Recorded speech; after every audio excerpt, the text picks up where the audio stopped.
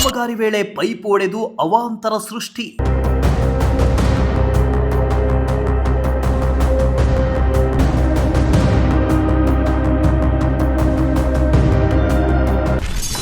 ಕೆರೆಯಂತಾದ ರಸ್ತೆ, ಗಂಟೆಗಟ್ಟಲೆ traffic jam.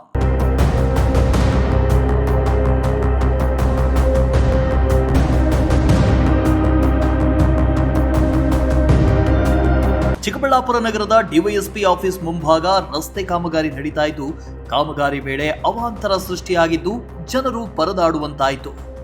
Chikkaballapur ನಗರದಲ್ಲಿ ಎಂಜಿ ರಸ್ತೆ ಕಾಮಗಾರಿ ನಡೀತಾ ಇದೆ. ಸುಮಾರು ವರ್ಷಗಳಿಂದ ರಸ್ತೆ ಕಾಮಗಾರಿ ಕುಂಟುತ್ತಾ ನಡೀತಾ ಇದ್ದು ಸಾರ್ವಜನಿಕರ ಆಕ್ರೋಶಕ್ಕೆ ಕಾರಣವಾಗಿದೆ.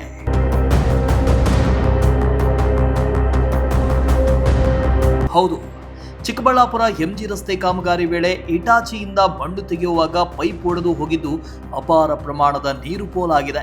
ಚಿಕ್ಕಬಳ್ಳಾಪುರ ನಗರ ಜನತೆಯ ಜೀವನಾಡಿಯಾದ ಜಕ್ಕಲಮಡುಗು ನೀರು ಪೋಲಾಗ್ತಾ ಇದ್ದು, ರಸ್ತೆ ಮಧ್ಯೆಯೇ ಕೆರೆಯಂತಾಗಿದ್ದು ಸವಾರರು ಹಾಗೂ ಸಾರ್ವಜನಿಕರು ಪರದಾಡುವಂತಾಯಿತು. ಇನ್ನು ಸುಮಾರು ಗಂಟೆಗಳಿಂದಲೂ ನೀರು ಪೋಲಾಗ್ತಾ ಇದ್ರೂ ಅಧಿಕಾರಿಗಳು ಮಾತ್ರ ಮೌನ ವಹಿಸಿದ್ದು ಸಾರ್ವಜನಿಕರ ಆಕ್ರೋಶಕ್ಕೆ ಕಾರಣವಾಗಿದೆ.